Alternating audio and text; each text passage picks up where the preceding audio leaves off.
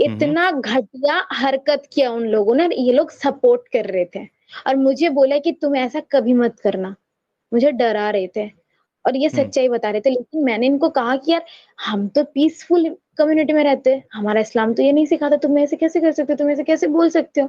और किसी ने गलत किया तो हमें तो यही बोला जाता था कि रसूल अल्लाह सबको क्षमा कर, सबको माफ कर देते, क्षमा करते। तो तुम लोग क्यों नहीं कर सकते हो, तुम लोग भी उन लोगों को माफ कर दो ना। और एक बात ये है कि अगर वो लोग गलत बोल भी दिए, गलत कर भी दिए, इससे अल्लाह और रसूल अल्लाह को तो कोई फर्क नहीं पड़ने वाला, क्योंकि वो तो सबसे हम्म। ऊपर है, तो उनको तो फर्क नहीं पड़ना चाहिए। तो मुझे बोला गया कि हम लोगों से बोल दिया किसी और के सामने ये बात नहीं बोलना, हम्म। क्योंकि ये बहुत गलत बात है, तुमको मार देंगे, ऐसा बोला। तो मैं ना थोड़ी सी डर गई। तो मुझे ना उस टाइम जब मैं घर से बाहर हूँ, मुझे इंडिपेंडेंट फील हो रहा है, जब मुझे ह्यूमैनिटी के बारे में पता चल रहा है कि इंसानियत नाम की चीज क्या है, इंसानियत क्या है, तब मुझे सब कुछ अपने आंखों के सामने अच्छे से दिख रहा है। और तब भी मैं रट्टा ही मारती थी, तब मुझे इस्लाम के अंदर की चीजें नहीं पता थी, उस टाइम पे मैं रट्टा ही मारती थी, हमें हम्म। मीनिंग नहीं पता था। और हमारे घर से ना मतलब लड़कों को ज्यादा फोर्स किया जाता है मद्रासा में पढ़ने के लिए, लड़कियों के उतने ज्यादा फोर्स नहीं किया जाता, ठीक है। और यहाँ पे जो हिंदू रहते थे वो लोग ना सेकुलरिज्म में भरोसा करते हैं, मतलब हम्म। हिंदू ऊपर या मुस्लिम ऊपर ये नहीं भरोसा करते, सेकुलरिज्म पे भरोसा करते हैं। और ये लोग ना मुस्लिम से डरते हैं, क्योंकि इनको लगता है कि मुस्लिम बहुत वायलेंट होता है और ये लोग इनको मार भी सकते हैं। तो इस वजह से ये लोग डरते भी थे। तो और एक चीज क्या हुई, जब मैंने ये सुना तो मैंने इन लोगों पे क्वेश्चन उठाए, तो मुझे ये बोल के चुप करवा दिया गया, चलो ठीक है ये भी अच्छा है। तो मुझे ना बाद में मुझे साफ साफ नजर आने लगी कि इसमें इंसानियत नहीं है, क्योंकि अगर इंसानियत होती तो मेरे घर के थोड़ी सी मतलब एक दो घर छोड़ के ही, सब यहाँ पे सब मुस्लिम ही वैसे हैं, बहुत कम हिंदू है, तो एक दो घर छोड़ के ही जो भी घर है उस पे एक आंटी रहती थी, उनके हस्बैंड उनको बहुत मारते थे। हम्म। और उनके जो घर वाले थे, मम्मी पापा जब आते थे क्या बोलते थे कि हस्बैंड है, यार वो लड़का है वो कर सकता है, क्योंकि वो तुम्हारा हस्बैंड है, तुम्हें हस्बैंड की बात माननी होगी, तुमने ही कोई गलती की होगी, है ना, तुमने ही कोई गलती की इसलिए तुम्हें मार रहे हैं, ऐसे बोला जाता था। लेकिन उसके अगेंस्ट नहीं बोला जा रहा था कि तुम किसी लड़की को नहीं मार सकते, चाहे वो कितना भी गलत कर ले, तुम उसे समझा सकते हो, बोल सकते हो, तुम उसके साथ डिबेट कर सकते हो, आर्गुमेंट कर सकते हो, लेकिन तुम्हें मार नहीं सकते हो, ये हम्म। नहीं बोला जाता। मुझे नहीं समझ आ रहा था कि क्यों नहीं बोला जा रहा है यार, उनको गलत क्यों नहीं बोला जा रहा है। तब उस टाइम पे मुझे समझ आ रही थी कि ये भी गलत है, और मुझे नहीं पता था कि इस्लाम में ऐसा है। तो मैं ना सोचा कि यार इतना गलत तो नहीं हो सकता, क्योंकि इतना गलत इस्लाम क्यों ही सिखाएगा, हम जिसको बचपन से फॉलो करते हैं, जो मतलब इस्लाम तो पीस चीज सिखाता है ना, पीस रहो, पीसफुल रहो, ये सब चीजें सिखाते हैं, तो मैं इतना गलत तो नहीं सिखा सकता। तो मैंने सोचा कि मुझे ना मीनिंग पढ़ना है, मुझे हर चीज का मीनिंग जानना है, इसमें क्या हम्म। लिखा है क्या नहीं लिखा है। तो उस टाइम से ना मैं पढ़ना स्टार्ट की, ठीक है। तो उस टाइम मैंने जब पढ़ना स्टार्ट किया, मैंने पहली बार सही अल बुखारी की हदीस पढ़ी थी, ठीक है। वो हम्म। मुझे बहुत जगह गलत लगा। जब कुरान पे मीनिंग पढ़ रही थी सूरह अन्निसा बितरहा, वो बहुत ज्यादा गलत लगा मुझे, बहुत जगह पे, एक जगह पे नहीं बोल सकती पर्टिकुलर नहीं, बहुत जगह पे गलत लगा। जब सूरह अल बकरा होता है उस पे भी मुझे बहुत ज्यादा गलत लगा। मैं जब थोड़ी थोड़ी करके पढ़ने लगी मुझे बहुत ज्यादा गलत लगने लगा, तो मुझे रियलाइज हो गया कि यार मुझे नहीं रहना ऐसी कोई मजहब में। लेकिन मैं छोड़ नहीं सकती थी, क्योंकि मुझे पता नहीं था कि इसको छोड़ा भी जा सकता है ना, मुझे एक हम्म। मुस्लिम के बारे में नहीं पता था। तो मुझे इतना जरूर पता था कि मुझे फॉलो नहीं करना। वहां से जब मैं आई, मतलब हॉस्टल से जब पहली बार घर आई थी, तो मैं हिजाब नहीं पहनी थी, मैंने सिर्फ एक चूड़ीदार, मतलब जो सलवार होता है वो डाल रखी थी। मैं फुल स्लीव सलवार पहनती थी, क्योंकि हमारे घर पे वही पहनने के लिए दिया जाता था। फुल स्लीव सलवार पहनी, ऊपर से एक दुपट्टा ले लिया अच्छे से, बहुत अच्छे से कवर अप करके, लेकिन सर पे नहीं रखी थी, बॉडी पे पूरा कवर अप कर ली।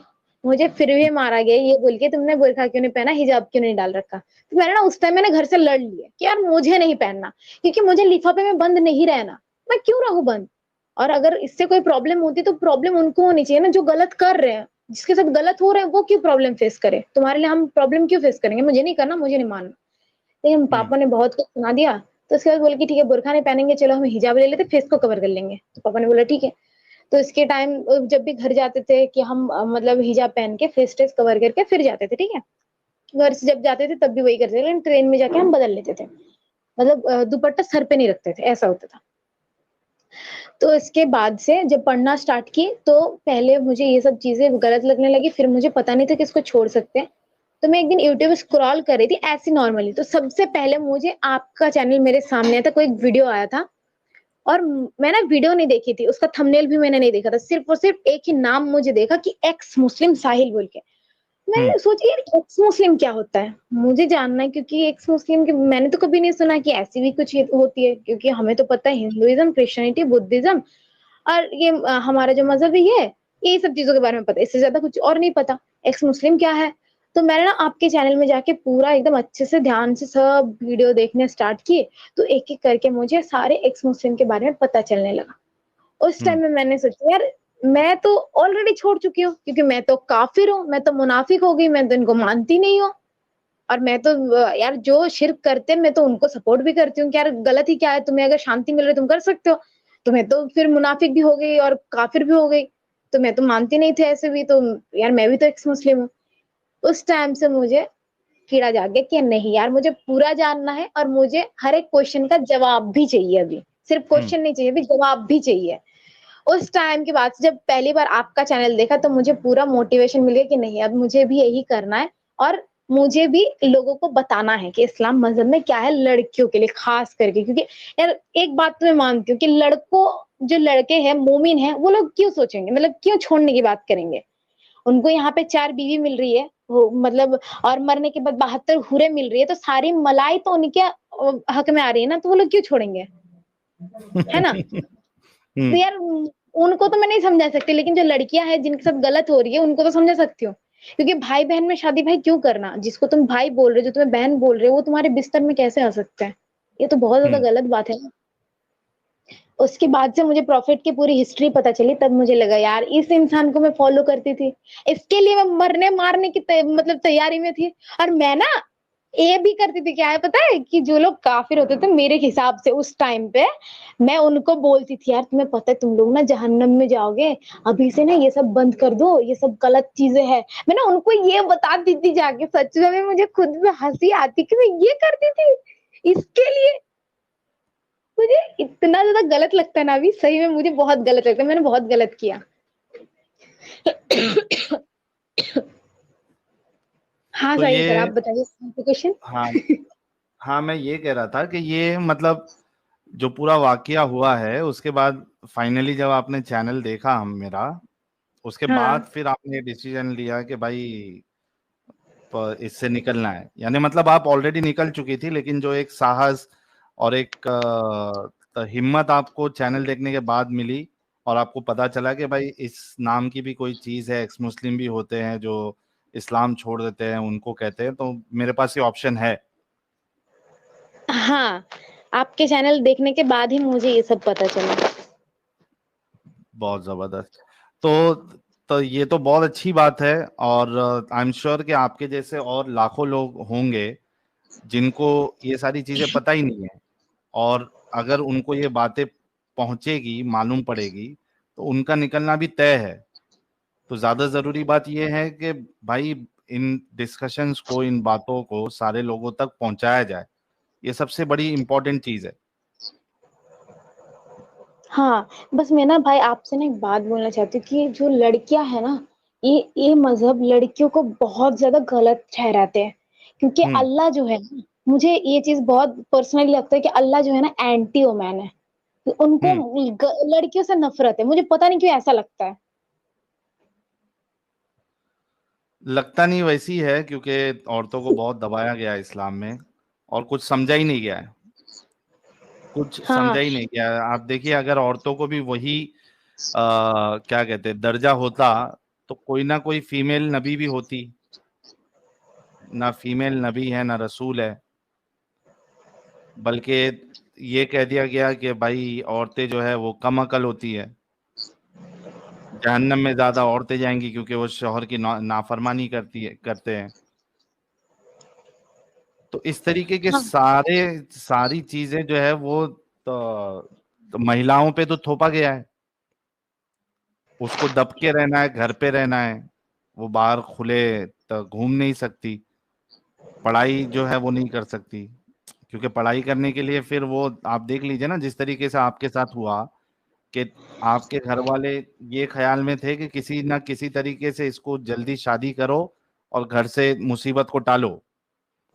तो कहीं ना कहीं अक्सर जो लोग हैं या कई लोग हैं, उनकी सोच ही ऐसी होती है कि अगर बेटी हो जाए तो भाई ये हमारी जान पे मुसीबत है, और ये आगे जाके हमारा नाम खराब करेगी।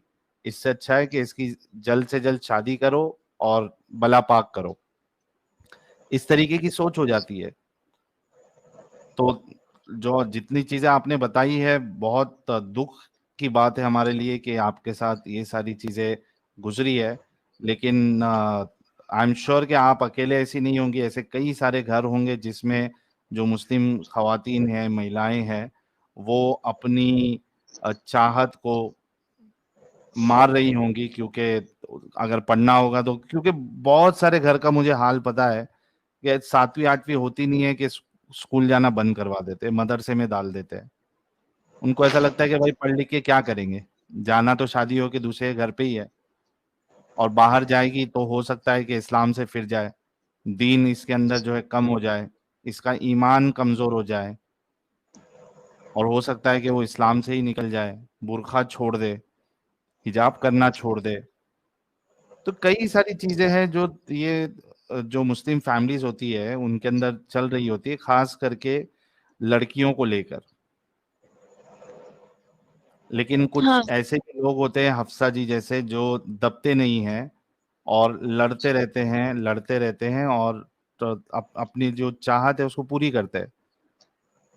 अगर ये वहां पे फाइट नहीं करती और उनको धमकी नहीं देती अपने माँ बाप को, तो इनकी भी शादी कर दी जाती उसी लड़के के साथ, पढ़ाई वढ़ाई खड्डे में चले जाती। तो ये प्रॉब्लमेटिक चीजें हैं। इस्लाम तो दबाता ही है, और उसके साथ साथ जो आ, मुसलमान हैं वो भी अपने बच्चों को दबाते हैं, खास करके लड़कियों को। जी। हाँ, मेरे घर के पास में ना मैंने ना 2 चीज़ खुद से मतलब ये चीज़ें एकदम आँखों के सामने देखी हुई चीज़ है। मेरे घर के सामने एक लड़की रहती है, एकदम घर के सामने ही है, ठीक है? तो हम्म। उसकी ना दूसरी शादी की गई है, उसकी एज सिर्फ़ और सिर्फ़ 20 है। दूसरी हम्म। शादी है उसकी एक छोटी-सी बेटी भी है। तो वो ना उसके हस्बैंड उसको मारते थे, ठीक है? तो उसने मुझे बताया, तो मैंने ना उसको बोला कि देख ये ना तेरे रिलीजन में है, तो उसके खून में है ये, तुझे मारेगा ही, हम्म। तो उसके ऊपर नहीं जा सकते। लेकिन हाँ, तो एक काम कर सकते हो, उसको छोड़ सकती है।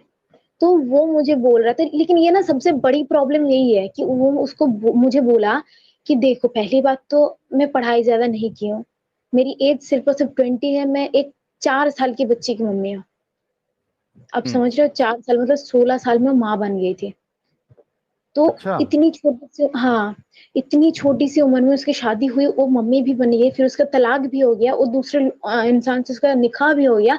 उसके बाद क्या हुआ कि उसके पास ना कोई मतलब क्या बोलते जो डिग्री होती है वो है, ना उसका फैमिली इन सब चीजों से हेल्प करेंगे, है ना? तो वो नहीं निकल पाएगी। ये एक चीज हो गया। ये मैं बोलना चाहती हूँ कि लड़कियां खुद के पैर पे खड़े होने के लिए उतना तक पढ़ो, ताकि तुम बाहर जाके एटलीस्ट काम कर सकते हो, खुद की लाइफ रख सकते हो खुद के जैसे।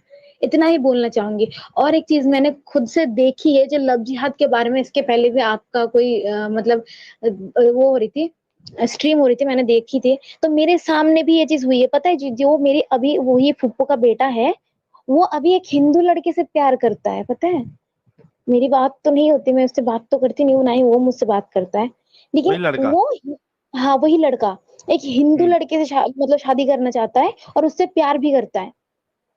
तो मैंने ना जाके उस लड़की को सब कुछ बताया कि ये सारी प्रॉब्लम है, लेकिन उसने पता है क्या बोला कि तुम ना गलत बोल रहे हो, तुम झूठ बोल रहे हो, तुम्हें पता नहीं है तुम कितना गलत कह रही हो, तुम कितना गलत कर रही हो, तुम्हें पता ही नहीं है, ऐसा सब मुझे उल्टा ज्ञान देना। मैंने कहा यार देखो सुनो, तुम ना पहले ये सब चीजों के बारे में जानो, है ना, इस्लाम में क्या हम्म। लिखा है ये पढ़ो, ऐसा।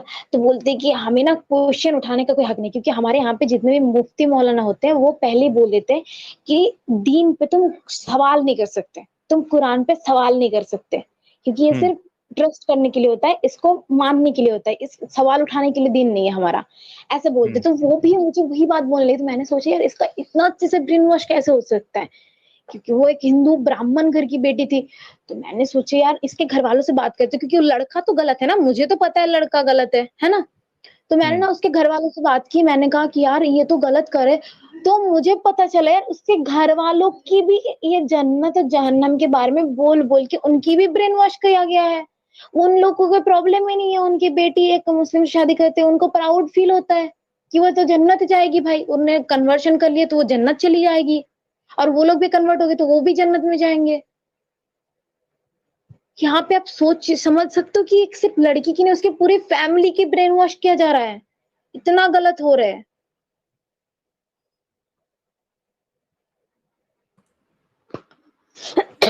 तो उनको कुछ असर ही नहीं हुआ आपने जितनी बातें बताई? नहीं असर हुआ, क्योंकि उनके दिमाग में है ना कि दीन पे सवाल नहीं कर सकते, कुरान पे सवाल नहीं उठा सकते। सही। आपका चैनल भी है हफ्सा जी? हाँ सर, मेरा चैनल भी है, एक्स मुस्लिम हफीसा बोल के।